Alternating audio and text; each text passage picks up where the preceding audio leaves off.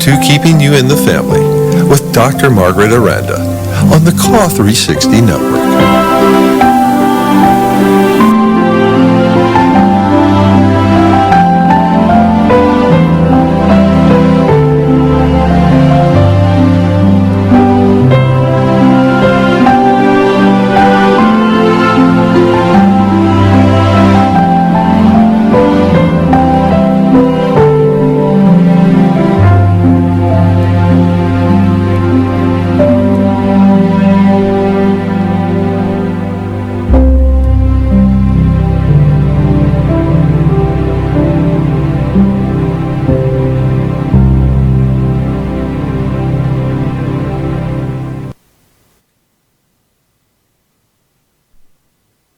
Hi, good evening, and welcome to Keeping You in the Family on Call 360 Network. I'm your host, Dr. Margaret Aranda, and I'm happy to be here. There are two ways to listen to this program. One is on www.callnation.com and also the YouTube channel. You can just go to YouTube and in the search bar, type in Keeping You in the Family, and then you get us right away. And if you have a question today for me, go ahead and call our studio line. Thank you for calling Call-In Studios host and call screener line. Please enter your show number and press pound. The phone number to call is area code 415-403-2715. Dr. Aranda? Dr. Aranda, hold for just a second, one second. please. Okay. You did not enter a show number. Goodbye. Our call-in studio is not working yet. I'll get it. So give us one moment here.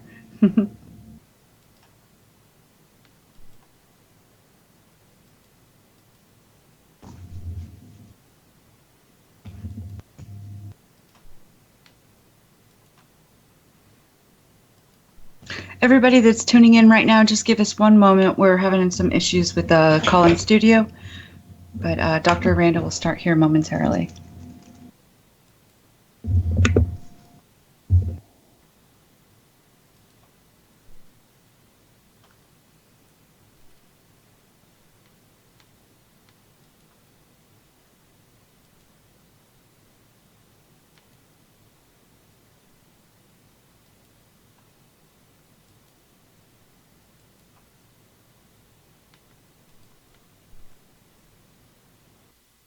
Thank you for calling Call-In Studios host and call screener line. Please enter your show number and press pound.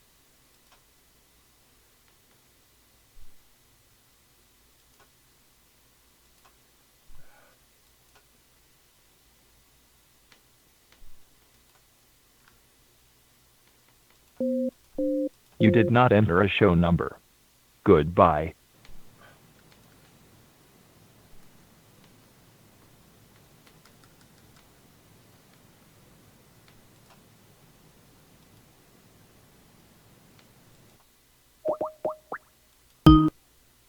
Thank you for calling Call-In Studios host and call screener line. Please enter your show number and press pound.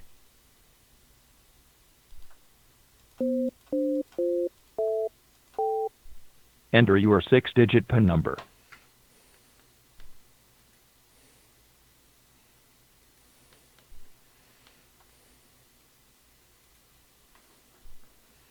We did not receive a response. Goodbye.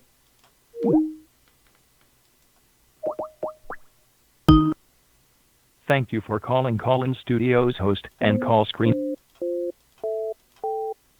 Enter your 6-digit PIN number.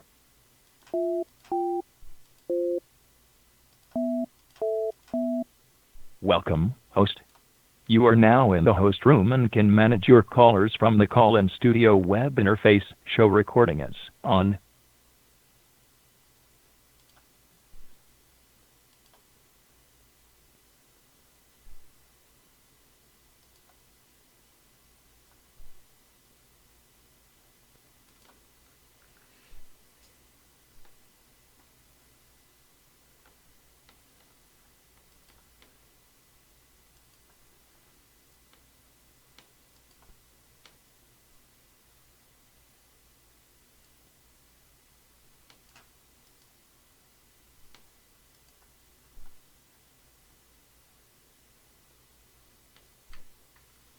What's up? What's up? Okay, Dr. Miranda, please go ahead. Hey. So Okay. sorry. We had technical difficulty there. We got dropped from calling the studio, but we're back on. So without further ado, Dr. Miranda. Except we don't have any audio from Dr. Aranda.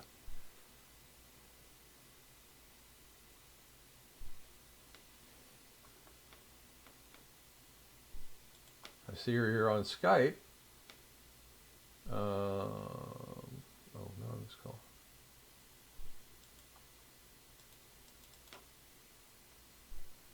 Dr. Miranda, you're not coming through on Skype there.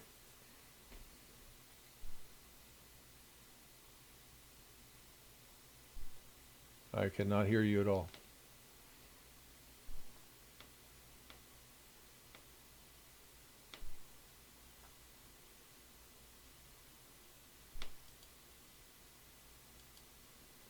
Try it again.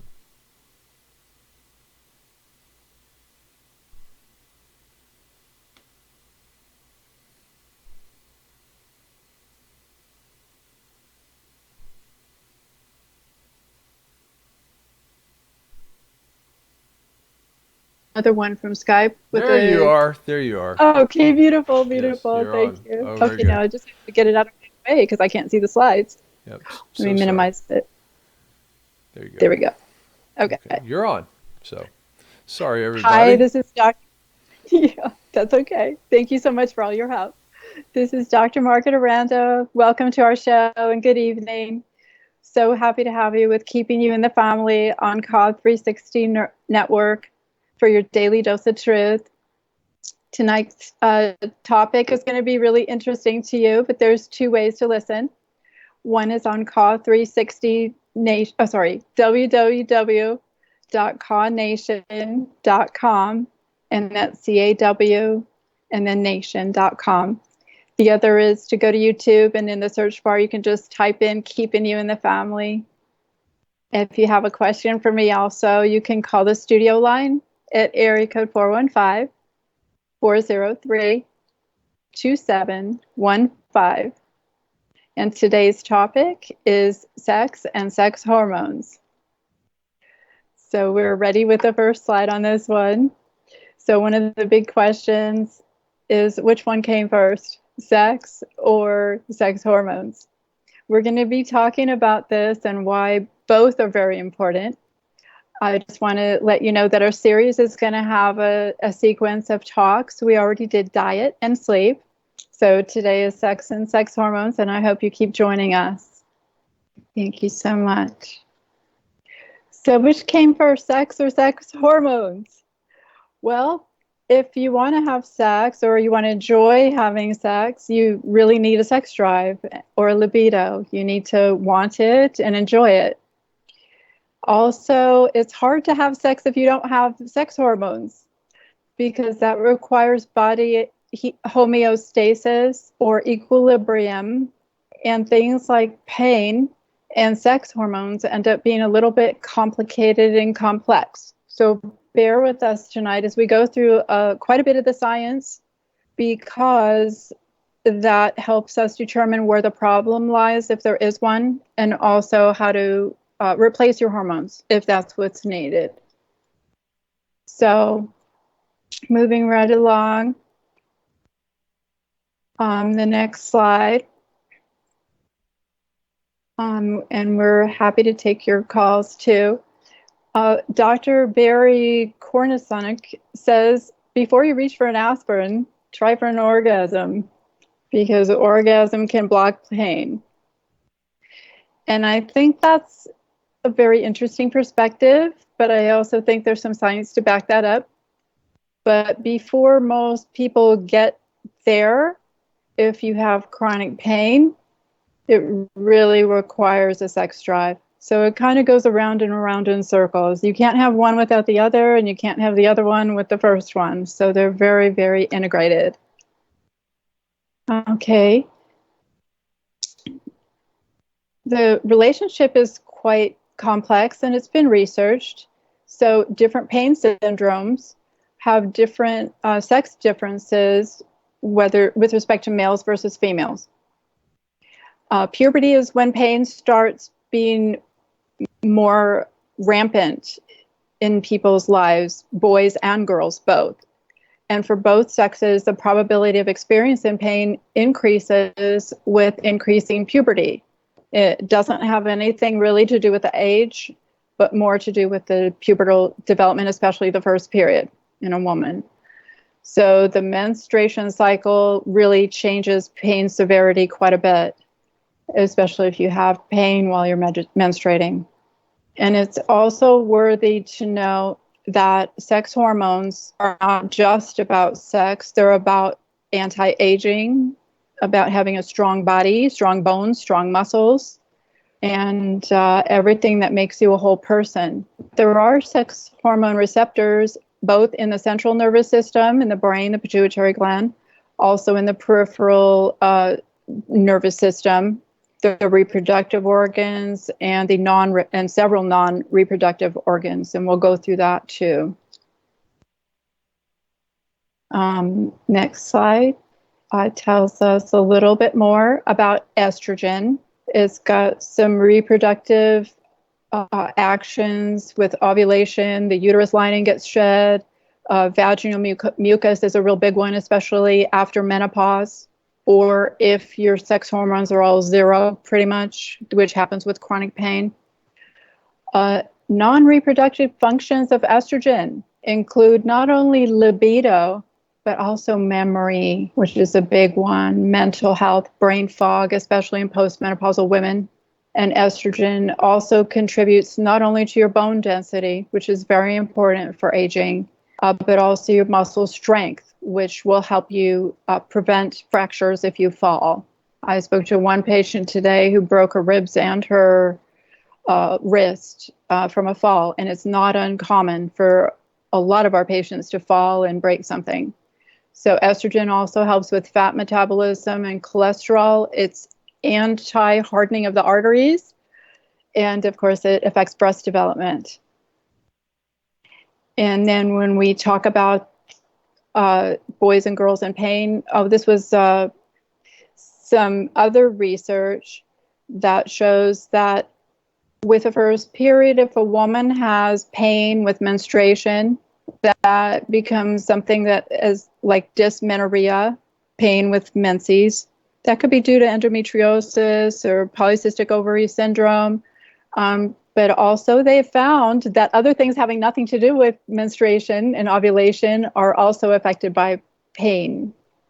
That's by menstruation and pain. So temporal mandibular joint dysfunction, fibromyalgia, irritable bowel syndrome, interstitial cystitis, and also headaches and migraines. And for women that are still menstruating, when the estrogen level is high and it falls down, especially rapidly, that's when they have the greatest pain. And for some women, it's better not to cycle actually every month, but to have like oral contraceptives or estrogen, progesterone, testosterone therapy, take the periods away, so to speak, so that there are no more periods. Dr. Forrest Tennant noted that in a particular patient who was pregnant with adhesive arachnoiditis, that her pain went way down. And since then, that's when he started replacing hormones. And I think that that's a great service to patients who have chronic pain. So other pregnancy hormones besides progesterone and estrogen include prolactin and relaxin, which we won't really talk about today. And then on the next slide, we can see that arthritis, adhesive arachnoiditis, migraines, and chronic pelvic pain are all associated with less pain during pregnancy.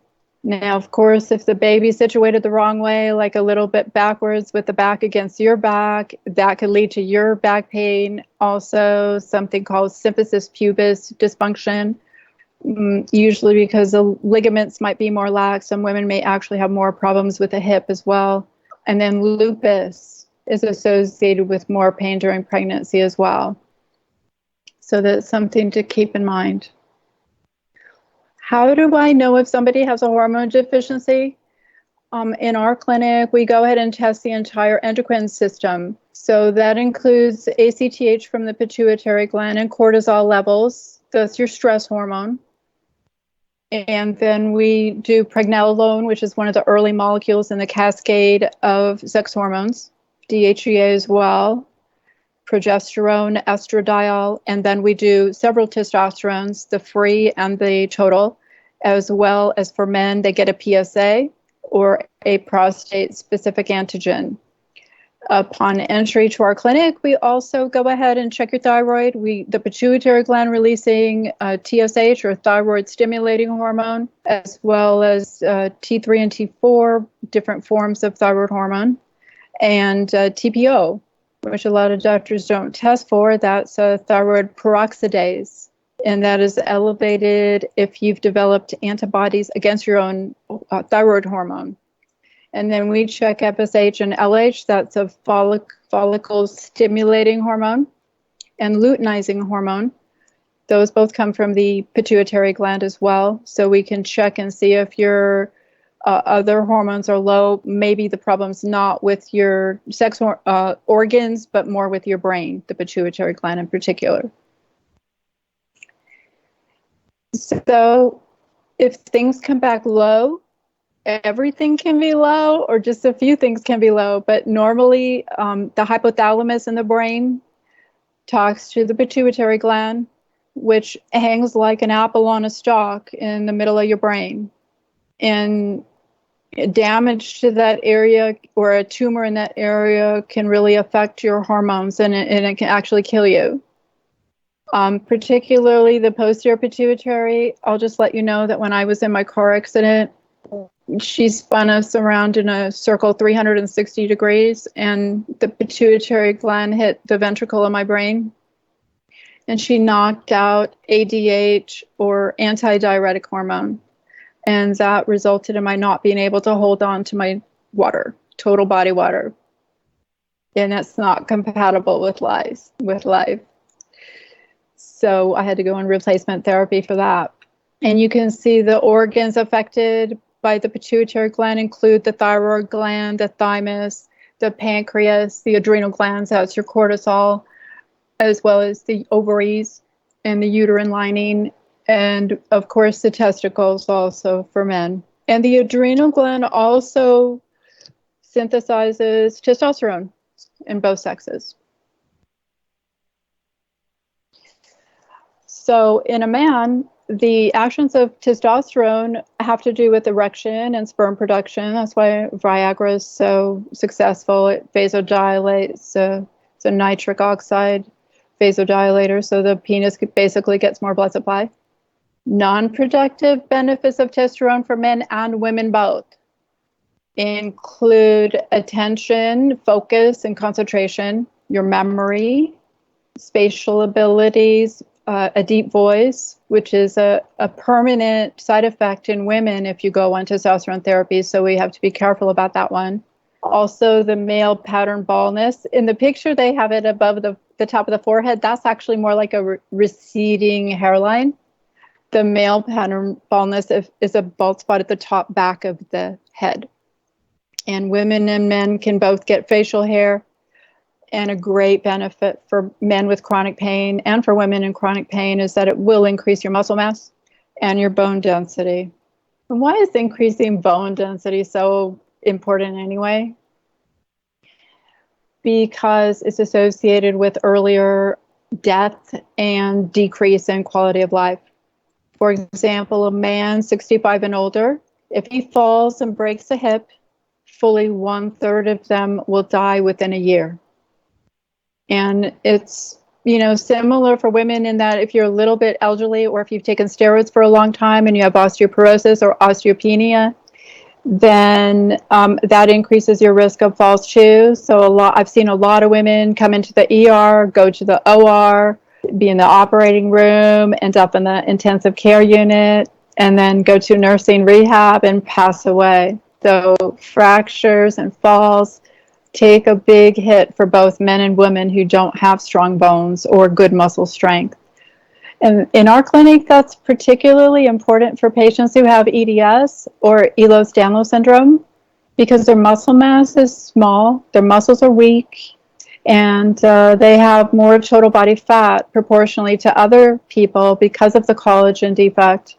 So they can cough and sublux the spine or get a herniated disc if they twist the wrong way. They have very, very, very small traumas that can result in a big catastrophic incident: sprained ankles, sprained knees, sprained shoulders, dislocations. It goes on and on. So we'll go ahead and breeze through a little bit more here. These are the kinds of things I see the most in our clinic. Hypogonadism, both for females and males. Everything is decreased. The FSH, LH, testosterone, estradiol, progesterone, DHEA, and pregnenolone. Just so you know, too, DHEA stands for dihydroepiandrosterone. It's a precursor for the other hormones, and you'll see at the end we're going to go through the cascade. Panhypopituitarism affects both the anterior and the posterior pituitary glands. So if your sex hormones are low, we always have to check the pituitary gland too, and make sure that it's talking to the ovaries or the testicles and telling them to produce estrogen or testosterone. So in those cases, everything is low, including the pituitary hormones, the ACTH, the FSH, LH, TSH. So your adrenal gland, your sex organs, and your thyroid gland can all three go at once with this one. What I most commonly see, however, between all of these is stress and chronic stress with a lot of pain over weeks, months, years, decades. We study cytokine levels, including interleukin-1 and 6. Those are elevated many times, and when those are elevated, it decreases not only the hypothalamic thyroid releasing hormone, but also gonadotropin releasing hormone, which governs all the sex hormones. So therefore, you end up with everything low: FSH, LH, testosterone, estradiol, progesterone, DHEA, and pregnenolone again.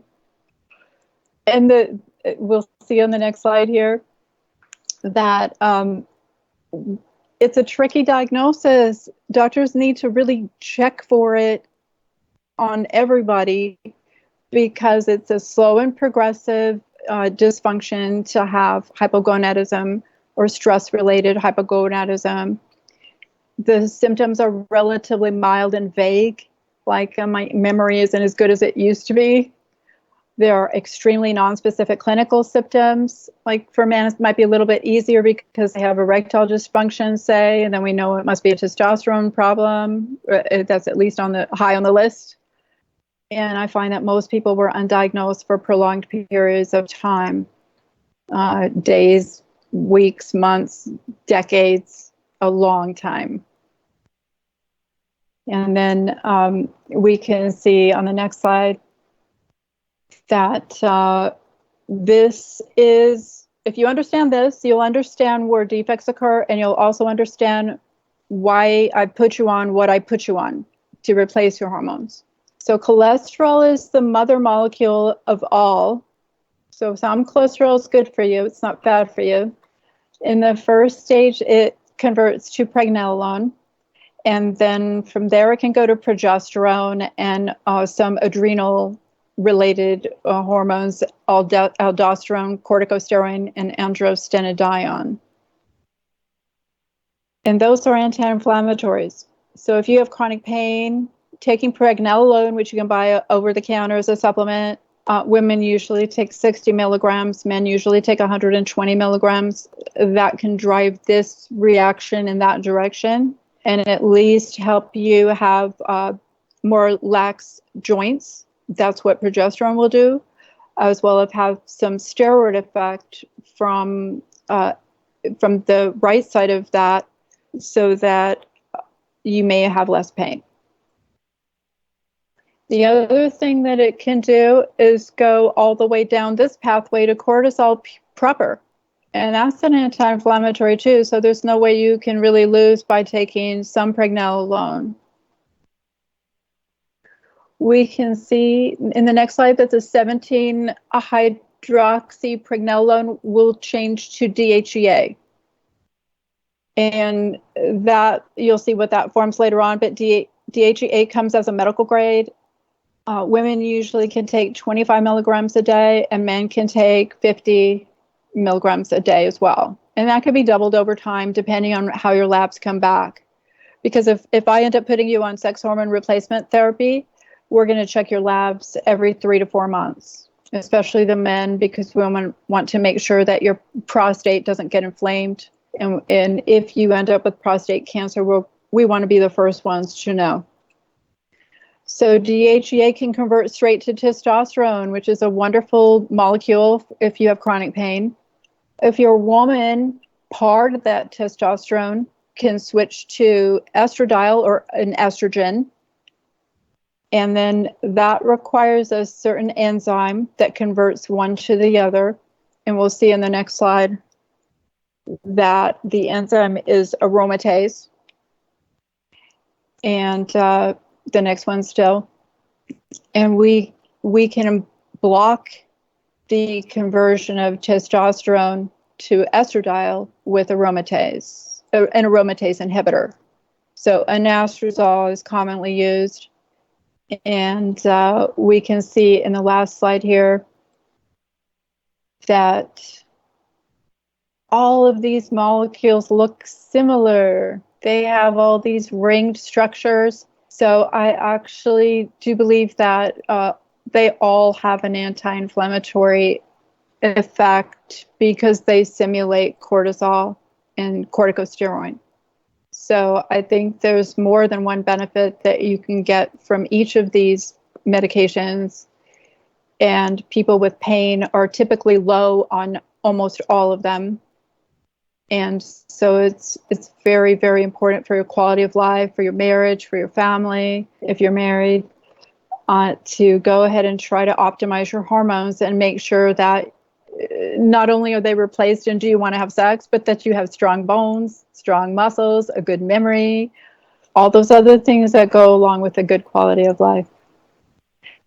And a lot of times we do find that women who had no sex drive whatsoever end up having a really good sex drive on both or either estradiol or testosterone.